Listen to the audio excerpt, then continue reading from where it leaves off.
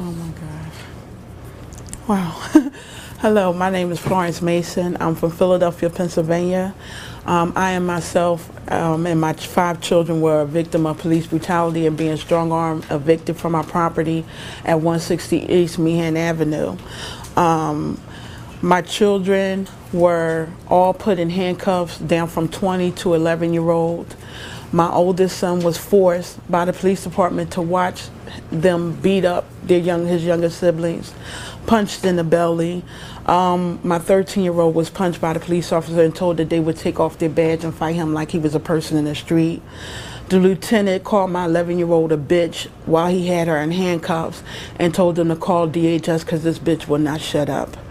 My 18-year-old child was kicked while she was on the phone, kneed in the back by an officer that was African-American female who was showing off in front of umpteen numbers of white police officer on September the 1st was when the incident happened at our house.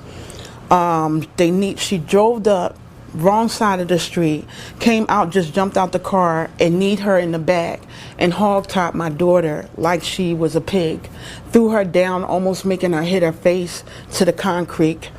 They hog-tied her in chains and handcuffs from her hands to her feet, and I was not there to stop them for what they did to my children.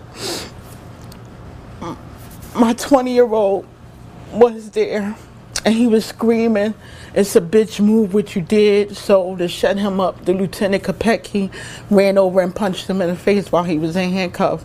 Ordered him to put him in the paddy wagon and bust his head on the top of the paddy wagon.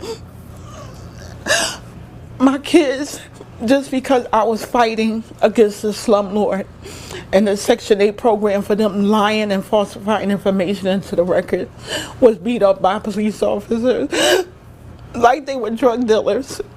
They were not. They did not even resist arrest at all for them to be attacked like this by the 14th District Police.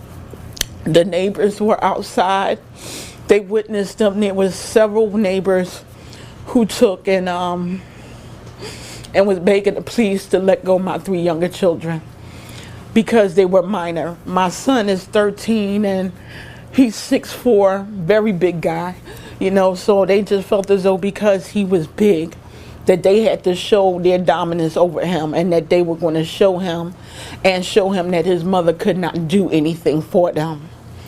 When the attack happened to my children, I was down at the Court of Commonwealth, right there on Chestnut, 14th and Chestnut. I didn't even know that court existed, but I found it because I knew that these people were going to come back. They came to our house over 6 different times trying to evict us, even though they knew they had no jurisdiction to be there, no right to be there, not any basis in law to be at my property to protect my family the way they did.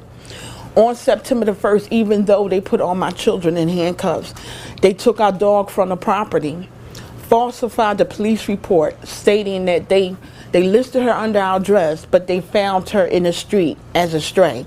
How could you list a dog or any personal property that you found as you finding them when you list them as on the address of somebody's property? On September the 3rd, they killed our dog. This was a dog that I got for my daughter, who was a very good child, never disrespectful or anything. And this is what she wanted. She wanted her a dog. We had her for 2 years. She was like a part of our family, a friend and everything else. And they told my son that they were going to treat her well and all this other stuff, and then they killed her. What right does it give? This is supposed to be America. This is supposed to be the land of the free and the home of the brave. And yet police officers can come out there and act like bullies and gangs.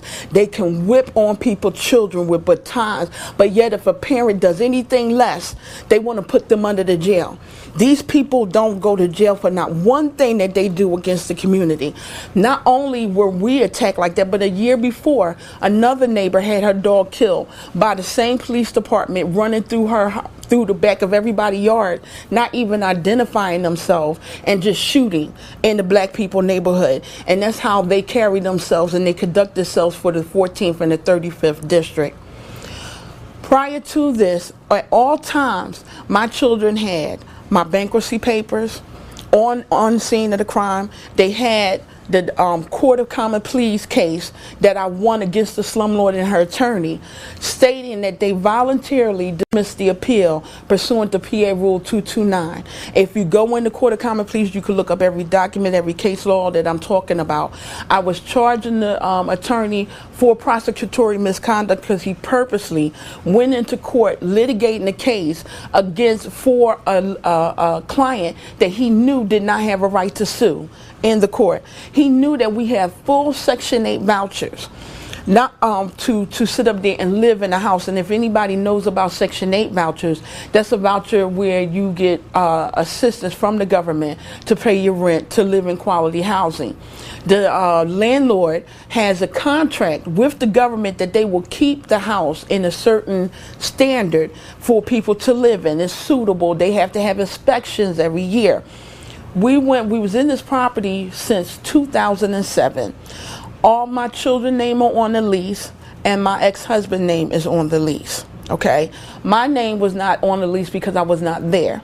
But at the time that we went through the case, I had a power of attorney from my ex-husband, and also being as though I'm still on record as his legal wife and also a mother of the children, I had every right to litigate for my children and their interests before any court of law. That's called the express supply contract, express fiduciary duty under the contract of law in any city. So I set up there and I used that inside the court case in the municipal court where the fraud happened. The name is Vincent Mason Sr. and all other occupants. Well, if it's Vincent Mason Sr. and all other occupants, I'm an occupant. So I still had every right to come before the court and state my claim proper.